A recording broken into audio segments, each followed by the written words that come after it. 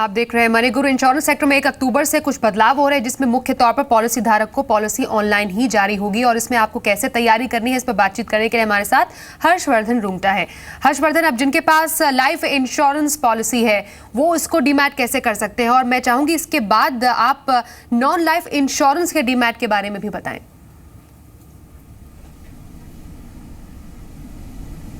Well Swati, जिनके पास policies already issued की गई हैं उन्हें एक पहला काम करना है कि एक ई इंश्योरेंस अकाउंट खुलवाना है। वो इंश्योरेंस कंपनी के थ्रू कर सकते हैं, या तो मैंने जैसे बताया कैम्स, कार्वी या CDSL की जो सब्सिडरी है CIRL, उनके थ्रू ये अकाउंट खुलवा सकते हैं। इसके बाद आपको एक डीमटेरियलाइजेशन फॉर्म है, मैं एक डीमटेरियलाइजेशन वर्ड यूज़ कर रहा हूँ क्योंकि कोई स्पेसिफिक वर्ड है नहीं। आपको एक फॉर्म, एक एप्लीकेशन देना है जिसमें आपको अपनी पॉलिसी नंबर्स जिस इंश्योरेंस कंपनी की है उसमें अलग अलग इंश्योरेंस कंपनीज का अलग फॉर्म भरना है। मान लीजिए आपकी LICs की 5 पॉलिसीज़ हैं तो एक फॉर्म आप LIC के लिए भरेंगे और सारी पॉलिसी नंबर्स लिख के देंगे और वो फॉर्म उसी ऑथराइज पर्सन को सबमिट कर देंगे। कैम्स, कार्विया, कहीं भी जहाँ पे आपने अकाउंट खोला है आप उन्हें वो फॉर्म सबमिट करेंगे।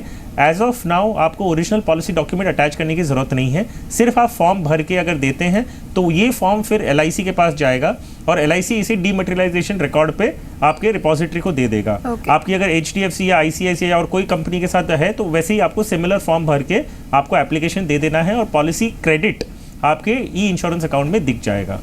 दूसरा सवाल जो आपका था कि जो नॉन लाइफ पॉलिसीज़ हैं उसमें आपकी क्या थ्रेशोल्ड्स हैं, तो पहले अभी तक का जो सीन था वो ये है कि नॉन लाइफ पॉलिसीज़ ऐड नहीं की गई थी, लेकिन जो प्रपोजल है उसके बेसिस पे 1 अक्टूबर के बाद लाइफ एंड नॉन लाइफ दोनों पॉलिसीज आप एक ही डीमैट अकाउंट में, एक ही ई इंश्योरेंस अकाउंट में रख पाएंगे। उनके भी थ्रेशोल्ड्स दिए गए हैं। जैसे मान लीजिए कि जैसे लाइफ का मैंने बताया कि अगर आपका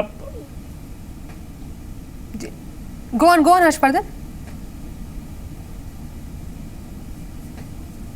या अगर आपकी पॉलिसी जो लाइफ इंश्योरेंस की है, अगर आपका 1 लाख सम इंश्योर्ड है या 10,000 रुपया सालाना प्रीमियम है तो आपकी पॉलिसी डेफिनेटली ई फॉर्मेट में ही आएगी।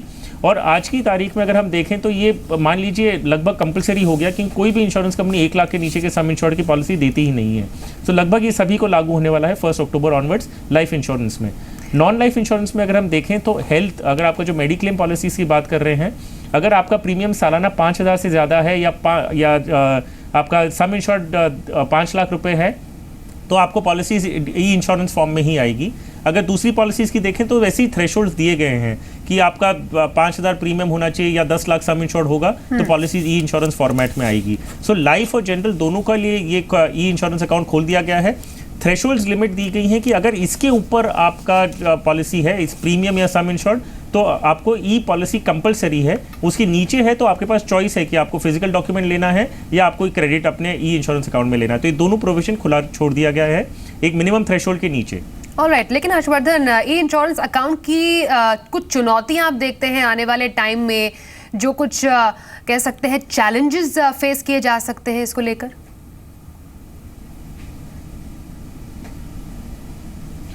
एक्चुअली स्वाति, चैलेंजेस अगर हम बात करें तो ये जो ई इंश्योरेंस अकाउंट की जो फैसिलिटी है वो लगभग 2 साल से अवेलेबल है। इनफैक्ट मैंने अपना ई इंश्योरेंस अकाउंट 1 या 1.5 साल पहले खोल लिया था। सबसे बड़ा चैलेंज ये है कि जो इंश्योरेंस कंपनीज हैं, LIC जो सबसे बड़ा मार्केट प्लेयर आज की तारीख में, LIC ये पॉलिसीज डीमैट करके दे ही नहीं रहे हैं। हमारी खुद की एप्लीकेशन गई हुई है, मेरी खुद की LIC पॉलिसीज अगर हमें डीमैट करनी है तो वो डीमैट होके नहीं आ रही है क्योंकि LIC करता नहीं है।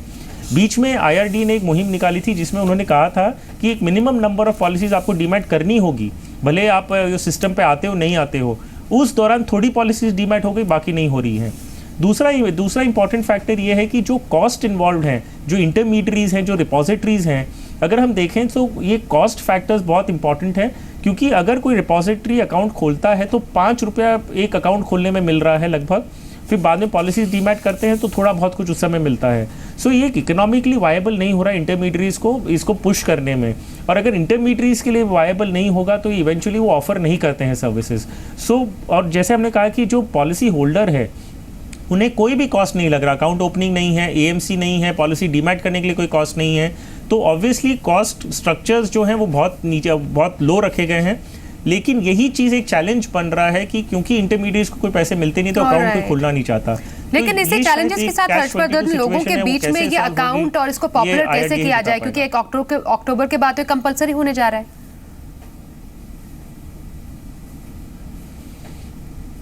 क्योंकि ये कंपलसरी होने जा रहा है तो हम देखेंगे इंश्योरेंस कंपनीज ये पहल लेगी और ये अपने ये अकाउंट खोलेंगे, बिकॉज चॉइस नहीं रहेगा, नहीं तो आपकी सेल्स होना बंद हो जाएगा। इनफैक्ट अगर हम देखें एक इंटेंट जो IRDA का वो ये है कि लास्ट 2 साल से वो कोशिश कर रहे हैं कि डिजिटलाइज करें, लेकिन कोई इसमें इंटरेस्ट ले नहीं रहा था। अब ये क्योंकि कंपलसरी हो गया सेल्स पॉइंट ऑफ व्यू, अगर आपका ई इंश्योरेंस अकाउंट है नहीं तो आप पॉलिसी बेच ही नहीं पाएंगे।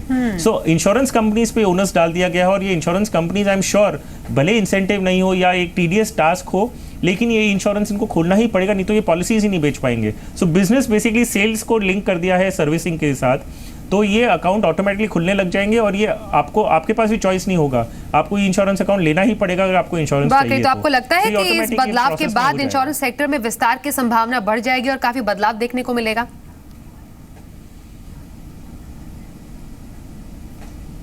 अगर हम ये प्रोसेस की बात करें, ये ई इंश्योरेंस डिजिटलाइजेशन की बात करें, तो एक्चुअली ये वे फॉरवर्ड है, इसमें हमारे पास चॉइस नहीं है। अब ट्रेडिशनली फॉर्म भर के वो फिजिकली कुरियर होना, KYC आपको हर टाइम देना, ये सब आगे जाते हुए रिडंडेंट है, मतलब ये काम नहीं आएगा और इससे काफ़ी मुश्किलें आती हैं। कई लोग ऐसे हैं जो इंश्योरेंस लेते नहीं है क्योंकि उन्हें बार बार डॉक्यूमेंटेशन देना पड़ता है।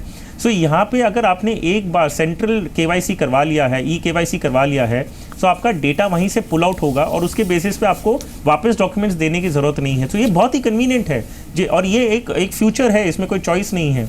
सो इसके बेसिस पे एप्लीकेशन ईजी हो जाएगा, स्टोरेज ऑफ डॉक्यूमेंट्स ईजी हो जाएगा। अब ये प्रोसेस है कि क्योंकि आपको अलग अलग शहरों में, जहाँ पे कई बार ऐसा होता है कि ब्रांच नेटवर्क नहीं होते हैं, आजकल फिजिकल प्रेजेंस कहीं भी लेना बहुत कॉस्ट हैवी होता है कंपनी के लिए भी। तो अगर ऑनलाइन प्रोसेसेस हो रहे हैं, सब कुछ डिजिटलाइज हो रहा है, तो कंपनी के ब्रांच भी अगर आपको नहीं मिलते हैं तो भी आप पॉलिसी ले सकते हैं।